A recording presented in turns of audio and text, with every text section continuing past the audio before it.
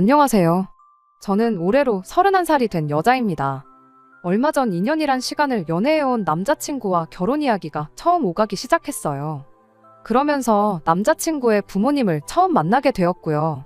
그리고 그날 남자친구한테 나랑 결혼하는 건 꿈도 꾸지 말라고 한마디 던져줬어요. 철면피 가족도 이런 철면피 가족이 따로 없더라고요.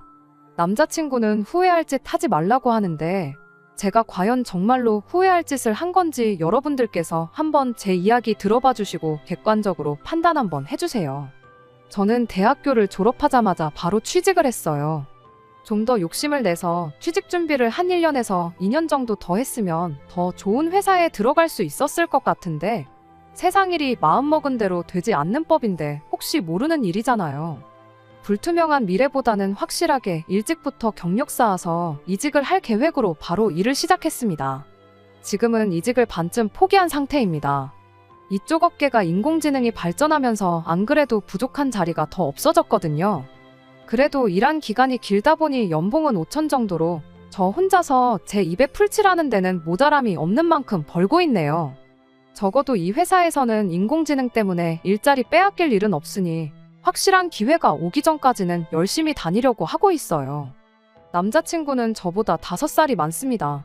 돈은 남들 버는 만큼은 버는 것 같기는 한데 직업 특성상 정직원으로 한 곳에 오래 있지는 못하고 계약직 형식으로 해마다 회사를 옮겨 다녀요. 그래서 사실 남자친구한테 청혼을 받았을 때 조금 망설여지기도 해서 확답을 안 해줬쇼.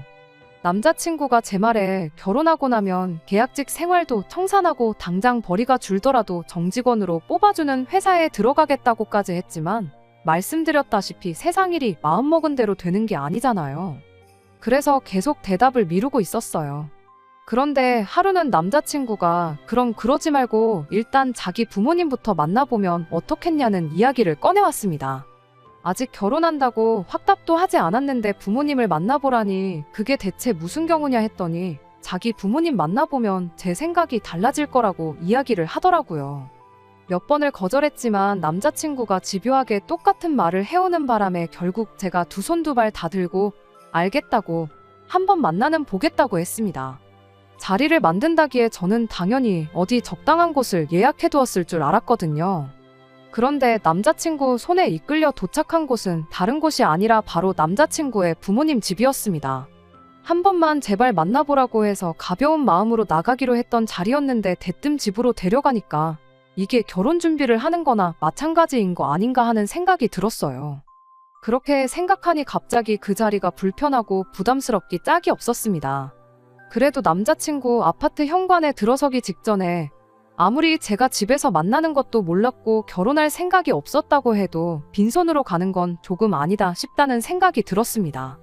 그래서 그 길로 발걸음을 돌려 남자친구 집 근처에 있는 마트를 다녀왔어요. 다행히 동네 마트에서 선물용으로 미리 포장된 과일 바구니를 팔길래 이 정도면 적당하겠다 싶어서 그걸 사갔어요. 그렇게 남자친구 집안에 들어가니 남자친구의 어머니가 저를 엄청 반겨주셨습니다. 그러더니 난데없이 집 구경부터 시켜주시더라고요. 예상치도 못한 환영과 갑자기 시작된 집 구경에 많이 당황해 있는데 남자친구 어머니가 입을 열었어요. 원래 남자친구 어릴 적에 당신들이 미국에서 살았다고요. 그때는 이 집보다 2배는 크고 지하실에 다락까지 딸린 3층 집이었다는 소리를 하더라고요. 이어서 미국에서는 원래 이렇게 집에 손님 초대해 놓으면 집 구경부터 시켜주는 거라고 하더라고요. 그러면서 이방저방 구석구석 집 구경을 시켜주는데 솔직히 집 구경이라기보단 집 자랑을 하는 게 맞다 싶었어요. 뭐 저기 깔려있는 카페트는 어디에서 수입해왔다. 식탁은 통원목으로 된 식탁인데 나무가 뭐 200년을 살았네 어쩌네. 저 전등은 뭐 이탈리아에서 유명한 디자이너가 만든 건데 지금은 단종이 되어서 웃돈을 줘도 못 구한다. 이런 관심도 없는 이야기를 하더라고요. 결국 결론은 저거 구하는데 돈을 좀 썼다는 걸 저한테 자랑하고 싶을 뿐이라는 걸 안 봐도 알겠더라고요. 그래서 대충 우와 대단하다 하면서 맞장구 정도만 쳐줬어요. 뭐 그래도 객관적으로만 보면 집은 넓고 잘 꾸며놓고 좋아 보이더라고요. 아무튼 그렇게 집 투어가 끝나고 드디어 그 200년 되었다는 통원목 식탁에 앉게 되었어요. 그러면서 제가 준비해왔던 과일 바구니를 드렸는데 처음에는 남자친구 어머니가 형식적인 거절을 하시더라고요. 그런데 괜찮은데 이런 걸 뭘 다 사왔냐고 하는 거절이 아니라 참 어이가 없었네요. 남자친구 어머니가 말하기를 우리는 프리미엄 붙은 수입 과일 아니면 안 먹는다고 거절을 했으니까요. 그 말을 들으니 사온 사람 성의는 생각도 안 하고 말을 저렇게 하는 건지 섭섭한 걸 떠나서 진짜 동네 마트에서 사온 건 안 먹는 사람들인가 싶었습니다. 집안 해놓은 꼴을 보면 허세가 워낙에 심하니 충분히 그럴 수 있겠구나 싶었어요. 그래서 집에 돌아가는 길에 환불이나 받아야겠다 싶어서 건네드린 과일 바구니를 다시 제 쪽으로 살짝 당겼는데 남자친구 어머니가 얼마나 손에 힘을 꽉 쥐고 있는지 과일 바구니가 미동도 안 하더라고요. 그때 말은 저렇게 하지만 사실은 받고 싶은 거구나 싶어서 그냥 놓아드렸죠. 아무튼 그렇게 대화가 시작되었어요. 이야기가 시작되기에 앞서서 말을 할까 말까 고민을 했던 게 하나 있어요. 결혼 이야기가 오간 건 사실이나 아직 결혼하기로 확답을 한 건 아니라고요. 그런데 그게 예의에 어긋나는 일인가 싶기도 했고 남자친구가 어련히 잘 설명을 했겠거나 싶기도 해서 그냥 뭐 때문에 나를 그렇게 보자고 했는지 이야기나 한번 드러나 봐야겠다 싶었습니다. 그런데 보아하니 남자친구가 설명을 조금 이상하게 한 것 같더라고요. 남자친구 어머니는 저희가 이미 결혼을 하기로 했지만 남자친구의 직장이 안정성이 부족하기 때문에 그게 걱정이 되어서 결혼을 미루고 있다는 것처럼 말을 하고 있었으니까요. 저를 자꾸 우리 며느리 하면서 부르는 걸 보니 어쩔 수 없이 말을 해야겠다 싶었습니다. 사실 제가 아직 결혼하겠다는 말에 대답을 한 건 아니라고요. 그리고 오늘 이 자리가 다른 게 아니고 결혼에 대한 이야기가 오고 가는 자리인 걸 알았더라면 아마도 오늘 제가 이렇게 이 자리에 따라 나오진 않았을 거라고도 말했습니다. 그랬더니 남자친구 어머니가 기분 나빠하더라고요. 뭐 충분히 그럴 수 있겠구나 싶었어요. 시어머니 입장에서 아들이 최고지 며느리가 아들보다 더 좋다는 시어머니는 세상에 없잖아요. 우리 아들 정도면 돈도 잘 버는데 뭐가 아쉬워서 그러냐고, 그리고 안정적이지 못하다고 하는데 우리 집 하나뿐인 아들인데 당신이 설마 아들 상황 힘들게 되면 당신들이 그런 아들을 가만히 두겠냐고. 우리 아들 미래는 당신들이 걱정 없게 책임질 테니 일단 결혼부터 하라고 막무가내로 나오더라고요. 제가 시큰둥한 표정으로 있으니 남자친구가 옆에서 한마디 거들었어요. 엄마가 그랬는데 너 시집 올 때 1,000원짜리 한 장도 안 들고 와도 된다고 했다고요. 남자친구 어머니가 남자친구한테 좀 조용히 좀 있으라는 표정으로 한번 노려보더군요. 아마 그게 마지막 비장의 카드였나 본데 남자친구가 마음이 급한 나머지 먼저 패를 까버린 건가 싶었어요. 이미 꺼낸 말인데 어쩌겠나요. 남자친구 어머니가 그렇다며 결혼식 비용이고 뭐고 전부 다 해줄 거고 말 그대로 몸만 와도 되게 해주겠다고 그래도 싫으냐 하고 묻더라고요. 그런데 그게 대체 뭐 얼마나 대단하게 좋은 조건인가 싶었어요.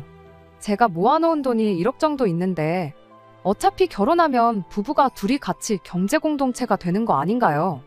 돈 관리야 따로 할 수 있겠지만 여전히 내 돈이나 남자친구 돈이나 결혼하면 부부 재산인데 당장 땡전 한 푼 없이 몸만 간다고 그게 저한테 뭐가 이득이라는 건지 싶었습니다.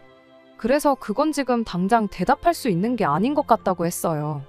저희 부모님 또한 제가 결혼한다고 하면 얼마 지원해주고 싶어 하실 거고 남자친구 청혼에 대답을 안 했던 만큼 집에 결혼 이야기를 꺼낸 적도 없었다 보니 부모님하고도 상의를 해보고 싶었거든요. 그랬더니 남자친구 어머니가 다 해주겠다는데 뭘 그렇게 비싸게 구냐면서 보았다시피 이 집에 있는 가전이며 가구며 하나같이 다 비싸고 좋은 것들 뿐이라고. 네가 언제 이런 걸 써보겠냐며 지금 네가 앉아있는 이 식탁이랑 의자만 해도 네 한 달 월급으로는 꿈도 못 꾸는 거라며 난데없이 또 가구 자랑을 하더라고요. 그런데 아들 결혼 이야기를 하면서 난데없이 왜 집에 있는 가전가구들이 비싼 거라고 자랑질을 하는지 싶었는데 알고 보니 몸만 오라는 말이 진짜 이 집으로 제 몸만 가지고 들어오라는 말이었던 거더라고요.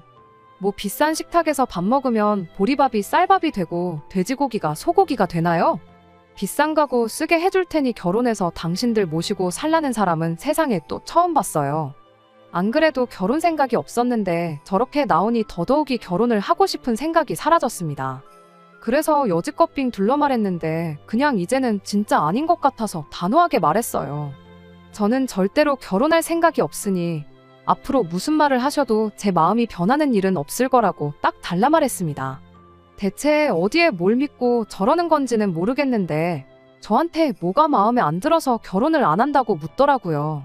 아드님 안정적인 수입원이 없는 것도 싫고 결혼하자마자 시댁에서 시부모님 모시고 살고 싶은 생각도 없다고요. 이미 그거 두 개가 안 맞는데 어디서 결혼해야 할 이유를 찾아야 하냐고 되물었죠.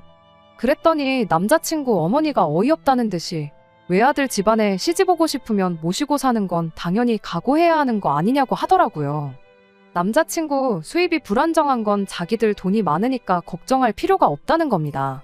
그러면서 오히려 제가 이렇게 나오는 이유가 뭔지 모르겠다고 조금 있으면 인공지능한테 밀려서 일자리 빼앗길 일만 남은 인생 내가 구해주겠다는데 왜 이렇게 비싸게 구느냐고 하더라고요. 그냥 한 지붕 아래 같이 살면서 새로운 부모가 생겼다고 생각하고 남편 내조하면서 살면 좋은 거 아니냐고요. 아마 남자친구가 저에 대한 이야기를 전달하는 과정에서 자기 좋은 대로 이야기하고 남자친구 어머니도 자기 듣고 싶은 대로 이해했나 보더라고요. 남자친구도 옆에서 실실거리면서 엄마 말이 틀린 거 없다고 그리고 제가 이 집에 시집와서 부모님도 잘 모시고 내조도 잘하면 자기도 좋은 회사에 취직할 수 있지 않겠냐는 소리를 하는 겁니다. 정말 어처구니가 없어서 한마디 했어요. 이미 들어와 살라고 할 때 결혼할 생각이 싹 달아난 상태라서 제 할 말 하는 건 그렇게 어려운 건 아니었습니다. 남자친구한테 말도 안 되는 소리 좀 하지 말라고 네가 능력이 없어서 정직원 자리 못 꿰차고 계약직만 전전하고 있는 건데 내가 이 집 들어와서 뒷바라지 해주고 니네 엄마 아빠 수발 들고 살면 어떤 능력이 생기냐고요. 그리고 남자친구 어머니한테도 한마디 했어요. 보아하니 아들 뒷바라지 해주면서 동시에 두 분 모시고 살아줄 식모가 필요한 것 같은데 사람이 필요하면 구인 공고를 내라고 했어요. 그리고 정직하게 돈 주고 사람 부리시라고요. 아들 팔아다가 공짜로 돈 한 푼 안 쓰고 며느리 부려먹을 생각이었나 본데 적어도 나는 아니라고요. 혹시 모르겠다고 돈 밝히는 사람 중에 어머님 재산 노리고 며느리 노릇 하겠다고 드는 사람도 있지 않겠냐 했죠. 그런데 앞만 생각해도 돈만 보고 결혼한 사람이 어머님 아버님 30년 동안 모시고 살지는 않을 것 같다고. 음식에 독을 넣던지 밤마다 물 한 그릇 떠다 놓고 일찍 좀 돌아가시라고 기도를 하든 어떻게든 하루라도 덜 살게 하려고 노력하지 않겠냐고요. 혹시나 몸만 오겠다는 며느리 찾으시면 그때부터는 드시는 거 조심하고 만수무강 하시라고 한마디 하고 자리에서 일어났습니다. 밖에 나오는데 갑자기 올 때 사온 과일이 생각나더라고요. 어차피 안 먹는다고도 했고 줬다 뺏는 게 제일 치사하다지만 더 이상 상종도 할 일이 없는 사람들인데 그게 무슨 상관이겠어요. 환불을 받아도 내가 받고 먹어도 내가 먹는다는 생각으로 그냥 제가 다시 들고 나왔죠. 남자친구가 쫓아나오더니 저보고 이게 뭐 하는 짓이냐고 지금 너 후회할 짓 하는 거라고 엄마 집이 얼마짜리 집인 줄은 아냐고 하더라고요. 그래서 곧바로 인터넷에 검색해줬어요. 40평형 아파트가 12억 정도 하대요? 인터넷에만 쳐봐도 나오는 게 집값인데 그걸 나한테 묻냐고. 그리고 엄마 집인데 집값이 얼마인지 궁금하면 엄마한테 물어야지 그걸 왜 나한테 묻냐고 했죠. 그랬더니 어이없어 하면서 자기가 얼마인지 궁금해서 물어봤겠냐고. 그게 다 자기가 물려받을 재산인 거 모르냐고 하면서 자기랑 결혼하는 것부터가 제 인생에 있어서 엄청 이득이라는 것처럼 말하더군요. 엄마 아빠 집이 12억이라서 참 좋겠다고. 세상 어딘가에는 그 아파트 물려받을 거 생각하고 너랑 결혼하겠다는 사람이 있을 수도 있으니까 한번 잘 찾아보라 그랬어요. 그러고 휙 뒤돌아서서 제 갈 길 가니까 남자친구가 쫓아오더니 제 팔을 확 낚아채더라고요. 강제로 저를 끌면서 그러지 말고 당장 엄마한테 사과부터 하라고 하길래 이것 놓으라고 들고 있던 과일 바구니 가지고 남자친구 머리통을 내려쳤어요. 과일이 바닥에 떨어지면서 그런 건지 남자친구 머리에 맞아서 그런 건지는 모르겠지만 바닥에 파인애플 하나가 반으로 쪼개져 있더라고요. 나머지 과일들은 바닥에 굴러다니고 있었고요. 남자친구한테 안 그래도 줬다 뺏는 것 같아 신경 쓰였는데 그냥 네 줄게 니네 가족들하고 먹으라고 한마디 했어요. 환불 못 받은 게 아깝긴 하지만 7만 원 주고 헤어졌으면 싼값에 안전이별한 거라 생각하려고요. 그 뒤로 남자친구한테서 온 연락은 너 정말 후회할 짓 하고 있는 거라는 말이었습니다. 하지만 아무리 생각해봐도 이렇게 헤어진 게 아쉽다거나 전혀 후회가 되지 않아요. 오히려 하루라도 빨리 남자친구의 본성을 알게 된 게 다행이다 싶기만 합니다. 정직원 전환 못하는 건 남자친구가 아니라 회사 문제일 수도 있으니 조금 억울할 수는 있었겠다 싶지만 생각해보니 그동안 제가 몰랐을 뿐이지 36 나이 먹고 엄마 거리면서 엄마 품 못 떠나는 사람, 엄마 말에 거역 못하고 엄마 말이 곧 법이라고 생각하는 사람이었던 거잖아요. 더 더러운 꼴 보기 전에 시작하자마자 뒤집어 엎은 게 정말 잘한 일이다 싶네요. 두 번째 사연입니다. 안녕하세요. 요즘 들어 부쩍 생각이 많아진 30대 여성입니다. 학창시절만 하더라도 제가 제 30대 중반을 생각하면 결혼해서 애도 낳고 이래저래 바쁘게 살고 있을 줄 알았는데 막상 이 나이가 되니 제대로 이루어 놓은 건 없는데 마음만 바쁜 것 같아서 마음이 씁쓸하네요. 사람마다 살아가는 속도가 다른 거라고 괜히 남들 신경 쓰느라 서두를 필요는 없다고도 하지만 그래도 자꾸 다른 사람들과 제 자신을 비교하게 되는 건 어쩔 수 없는 건가 싶기도 하고요. 사실 최근까지만 하더라도 이 정도로 생각이 꼬리에 꼬리를 물지는 않았어요. 제가 원래 그렇게 복잡한 성격은 아니거든요. 좋은 게 좋은 거라고 매사 최대한 단순하면서도 긍정적으로 보려는 편이지요. 하지만 어째서인지 남자친구에게 프로포즈를 받고 난 이후로는 하루가 멀다 하고 머릿속이 복잡하고 정말이지 제 마음을 저도 잘 모르겠습니다. 친구들하고 이야기를 해볼까 그런 생각도 안 한 건 아니지만 결국 다 거기서 거기니 제 친구들인 거 아니겠어요? 그리고 당장 걔 중에 시집간 친구는 둘밖에 없기도 하고요. 그렇다고 어머니와 상의를 하자니 괜한 심려를 끼쳐드리는 건 아닐까 싶어 그 또한 망설여지대요. 그래서 이렇게 사연을 보내봅니다. 사실 저도 가끔 남들은 도대체 무슨 생각을 하고 살까 궁금해서 여기 사연을 들으러 오곤 했거든요. 그리고 그럴 때마다 생각지 못한 조언과 기발한 묘책들을 발견하곤 무릎을 탁 치곤 했지요. 그러니 오늘도 부탁드립니다. 해주실 말씀이 있으면 가감없이 해주세요. 남자친구와는 회사 선배의 소개로 만났습니다. 원래 자연스러운 만남을 선호하는 편이라 내키진 않았지만 회사 선배가 주선해준다 하니 싫다 소리를 못해서 나간 자리였지요. 그리고 첫인상은 그럭저럭 나쁘지 않았어요. 제 스타일의 외모는 아니었지만 어떻게든 대화를 이끌어 나가려는 그 노력이 가상했다고 해야 할지. 그래서 실은 당시 연애 생각이 없기도 했고 회사 일도 바빠지던 터라 누가 나오든 정중히 거절할 생각이었는데 이때도 차마 거절을 못해서 두 번째 만남을 갖게 되었네요. 그리고 이후로도 남자친구의 끊임없고 적극적인 대시로 결국 한 달 만에 연애를 시작했고요. 그리고 그렇게 만남을 이어온 지 4년 만에 남자친구가 저에게 프로포즈를 해왔습니다. 평소처럼 데이트를 하고 남자친구가 저를 집에 데려다 주던 길이었는데 뜬금없이 동네 공원을 한 바퀴 걷자더니 대뜸 그러는 거예요. 저와 함께라면 앞으로 인생에 닥칠 어떤 위험도 이겨낼 수 있을 것 같다면서 결혼해달라고요. 그리고 속물처럼 들릴지도 모르겠지만 솔직히 제가 꿈꾸던 그런 프로포즈는 아니었어요. 반지는커녕 꽃 한 송이도 준비되어 있지 않았거든요. 하지만 연애하는 동안에도 그런 쪽으론 영 무디고 센스가 없는 사람이었기에 그러려니 하고 저도 잠깐의 고민 끝에 그의 프로포즈를 받아들였네요. 그리고 그때부터는 결혼 준비가 한마디로 일사천리로 진행되기 시작했습니다. 양가 부모님을 찾아뵙고 인사드리고 결혼식부터 시작해서 신혼집에 들어가는 비용까지는 반반하기로 하고 크게 서로 거슬리는 것도 없었고 어느 한쪽이 뜸을 들이거나 하는 일도 없었습니다. 게다가 양가 어른들 모두 너희들이 좋은 쪽으로 결정하라며 저희의 의견을 존중해 주셨지요. 그러니 고부 갈등이라던가 시집살이라던가 그런 건 걱정은커녕 아예 생각조차 안 했어요. 이렇게 상식적이고 시원시원한 남자친구 부모님께서 저를 그런 식으로 힘들게 하실 리가 없다고 아주 철석같이 믿었거든요. 그런데 얼마 전 상견례까지 다 마치고 나니까 남자친구 부모님 두 분 중 특히나 어머님께서 예전과는 다른 태도를 보이기 시작하셨습니다. 전에 없이 제가 하는 말 한마디, 행동 하나 꼬투리를 잡기 시작하신 건 물론이고 결혼식 비용에 대한 이야기도 예전과는 전혀 다른 말씀을 하시더라니까요. 특히나 가장 어이가 없었던 건 바로 집에 관한 것이었어요. 남자친구 부모님께선 서울 끝자락에 위치한 동네에 2층짜리 주택에서 거주하고 계세요. 그리고 언젠가 남자친구가 말하기를 원래는 동네 전체가 싹 다 주택이었는데 몇 년 전 투자자들이 몰리면서 그 주택들이 다 밀리고 빌라가 지어졌다대요. 그리고 자기 부모님도 투자 제안을 받으셨다는데 어머님이 한마디로 돈 얼마 더 받겠다고 욕심을 내시다가 그 기회를 놓치셨다나요? 그래서 실제로 남자친구 동네에 가면 번듯한 빌라들 사이로 남자친구네 허름한 주택만 덩그러니 있어요. 그래도 뭐 이거야 제가 사실 왈가왈부한 문제는 아니죠. 남자친구 부모님이 당신들 재산으로 이득을 보셨든 손해를 보셨든 저랑은 상관없는 이야기니까요.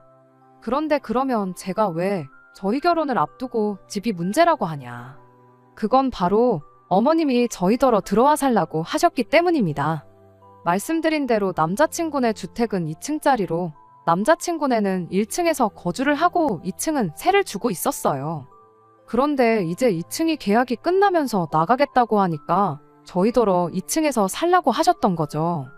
그리고 당연히 저는 남자친구가 그 얘기를 꺼내자마자 거절했습니다.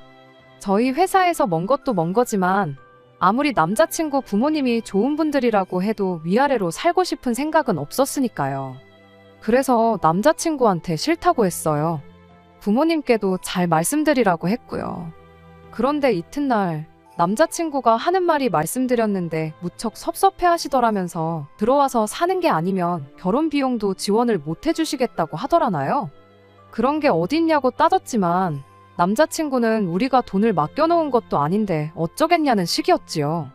그래서 결국 며칠의 고민 끝에 들어가서 사는 걸로 마음을 다잡아 보려고 했는데 또 한 번 황당한 소리를 들었습니다. 어머님께서 기존 세입자가 냈던 전세보증금을 그대로 저희에게 요구하셨으니까요. 게다가 황당한 점은 거기서 끝이 아니었습니다. 가령 전세보증금이 2억이라고 하면 당신 아들이 부담해야 할 몫은 어차피 당신이 결혼 비용을 지원해주기로 했었으니 시쳇말로 퉁치면 되는 거고, 그러니까 결국 저만 전세보증금에 해당하는 1억을 가져오라고요. 어이가 없었죠. 애시당초 제가 남의 집에 공짜로 살겠다 뭐 그런 생각을 한 건 아니에요. 그건 말도 안 되는 일이죠. 하지만 남자친구 부모님네 들어가서 사는 건 말 그대로 들어가서 살기만 하면 된다는 얘긴 줄 알았습니다. 들어와서 살지 말지에 따라 결혼 비용을 지원해주네 안 해주네 그런 이야기까지 오갔으니까요. 그런데 남들처럼 보증금 내고 계약서 쓰고 사는 거면 제가 굳이 왜 생돈을 들이면서 마음에도 안 드는 집에서 살아야 하냐고요.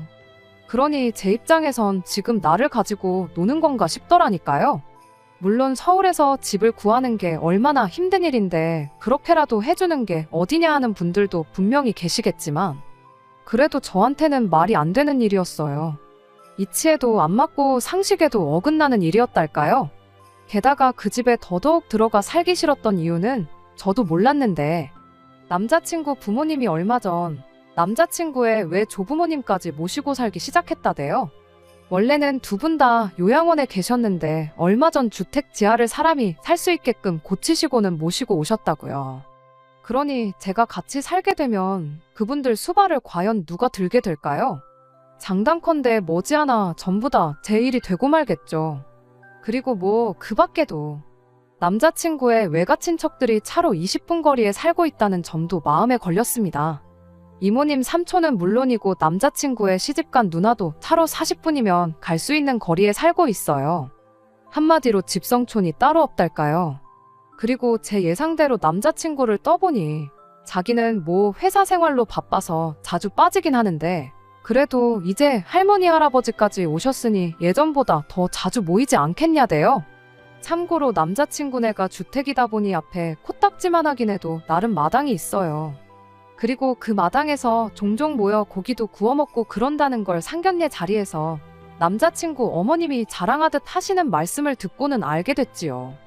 그러니 제가 비록 남자친구한테 대놓고 말은 못했지만 남자친구랑 결혼해서 그 집에 들어가 살게 되면 그 가족 모임 뒤치다꺼리도 분명 제 몫이 될 게 분명했어요.